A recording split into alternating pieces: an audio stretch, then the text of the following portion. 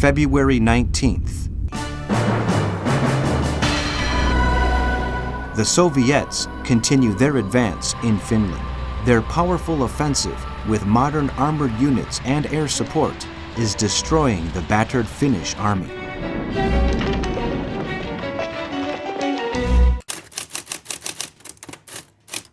In Berlin, the intelligence services pass on to Hitler the Allied plan to disembark troops in the Norwegian ports of Stavanger, Bergen, and Trondheim.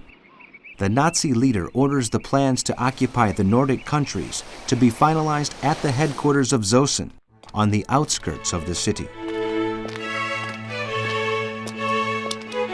Hitler meets with Donitz to analyze Operation Hartmut, the preparations for submarine support for the invasion of Norway and Denmark. The Germans expect a strong reaction from the British and are sure that the Royal Navy will use all means to confront the German landings. The head of the U-Boot-Waffe believes it will be the right moment for his submarines to act, and they will be able to finish off a good part of the enemy fleet.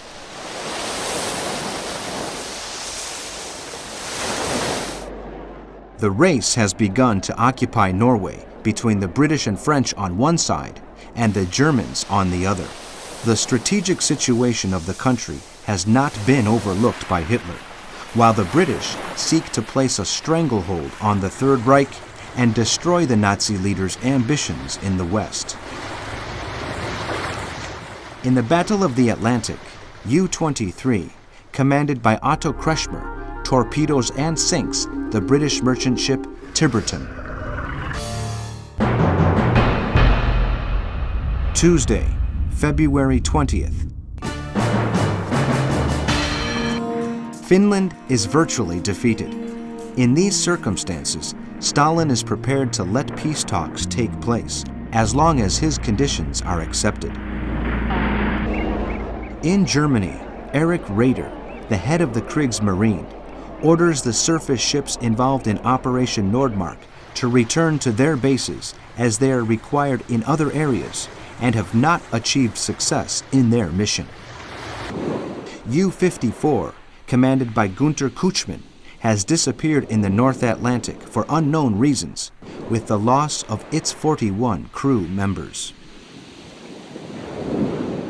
In Berlin, following the incident of the Altmark, an impatient Hitler names General Nikolaus von Pfalfenhorst, head of the General Staff of Operation Weserübung, on the recommendation of General Wilhelm Keitel, head of the OKW. Hitler tells him Germany must occupy Norway, Operation Weserübung Nord, before the British begin their military actions, and asks him before the end of the day to state any objections he has to the plan for the occupation of the country. At the request of Göring, Hitler also orders Wilhelm Keitel to include the occupation of Denmark, Operation Weserübung Süden, in the offensive with the view to opening a communications route for the area. The Nazi leader insists that the element of surprise is essential, not only in the case of the Scandinavian states, but also in that of the Western enemies. Sweden will have the possibility of remaining independent in exchange for ceding its airports. Wednesday, February 21st. At the University of Birmingham, the scientists Henry Boot and John Randall successfully carry out the first test of the cavity magnetron, essential in the development of small centimetric radars.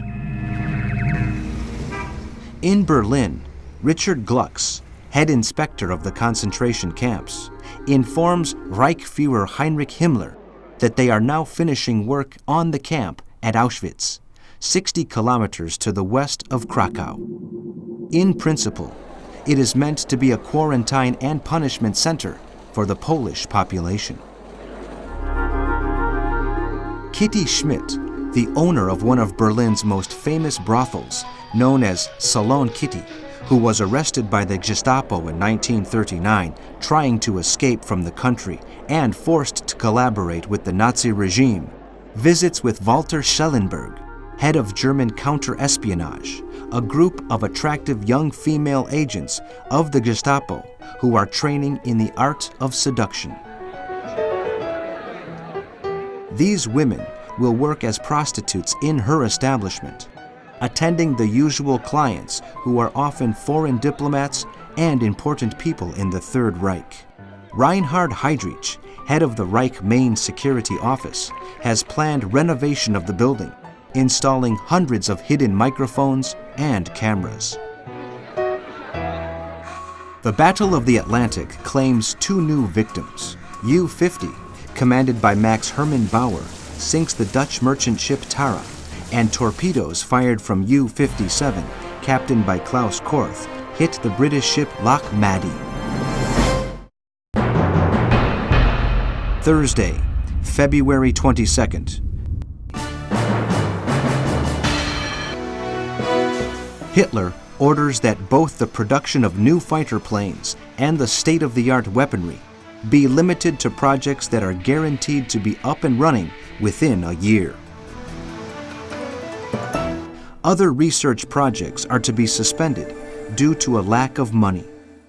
Among these is the Heinkel 178, the world's first jet plane, which its builder, Ernst Heinkel, continues to develop in spite of the Nazi leader's short-sightedness.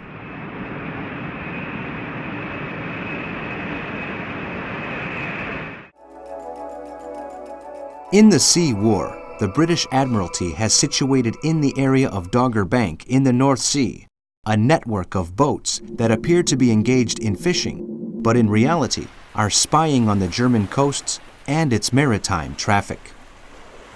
Luftwaffe reconnaissance planes have detected support submarines in the vicinity of the fishing boats, confirming their military mission.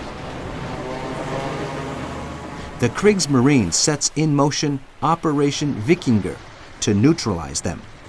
6 destroyers are sent from the base at Wilhelmshaven in the North Sea, accompanied by air support, with the mission of intercepting the fishing boats. Upon returning from the mission, 2 of the German destroyers, the Leberecht Maas and the Max Schulz, are sunk by Luftwaffe planes by mistake, with the loss of 590 crew members. U-23, commanded by Otto Kretschmer, puts an end to the British merchant ship Loch Maddie, while Max Hermann Bauer's U-50 sinks the British ship Endeavour. Friday, February 23rd. While the Soviet-Finnish war continues to rage, peace negotiations are going on between the 2 countries. The delegation sent by Stalin demands the Gulf of Finland must be handed over, as the Red Army is occupying all the islands in it, and also calls for the area of Petsamo to be ceded.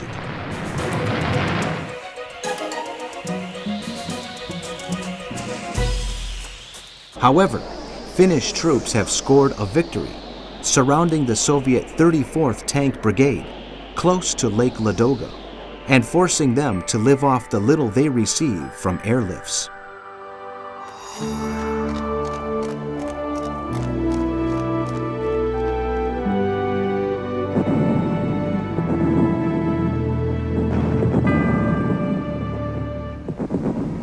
The Finnish government makes a desperate plea to Sweden and Norway to allow the foreign fighters to cross their territories to join the struggle against the Soviets. In London, Churchill orders the Royal Navy to increase patrols off the western coasts of the Scandinavian peninsula in order to interrupt the flow of raw materials to the Third Reich. The British destroyer Gurkha localizes U-53, commanded by Harold Grosse, in the vicinity of the Faroe Islands.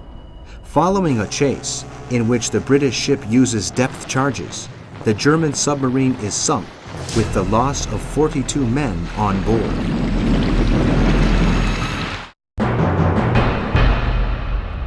Saturday, February 24th.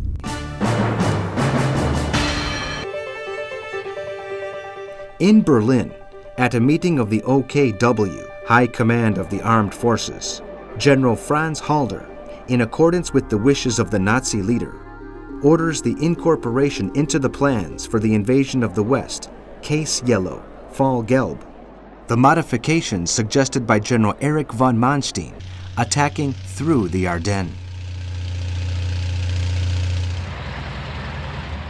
Mechanized units are to isolate the Allied positions between Namur and Sedan, dividing them in two. This is to be followed by an enveloping operation against those situated to the north and a push to reach the English Channel at Boulogne-sur-Mer.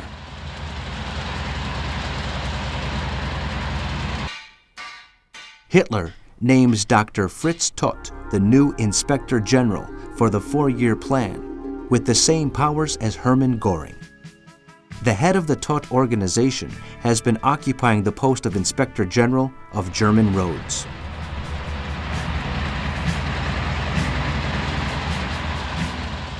In Britain, the RAF carry out the first test flights of the single-seater fighter bomber Hawker Typhoon.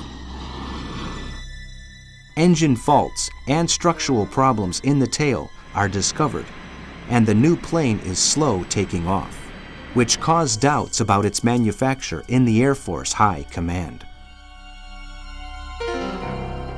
In response to the desperate plea for help from the Finnish government, the Western powers make it known that everything is prepared and they are waiting for Norwegian and Swedish authorization to cross their territories.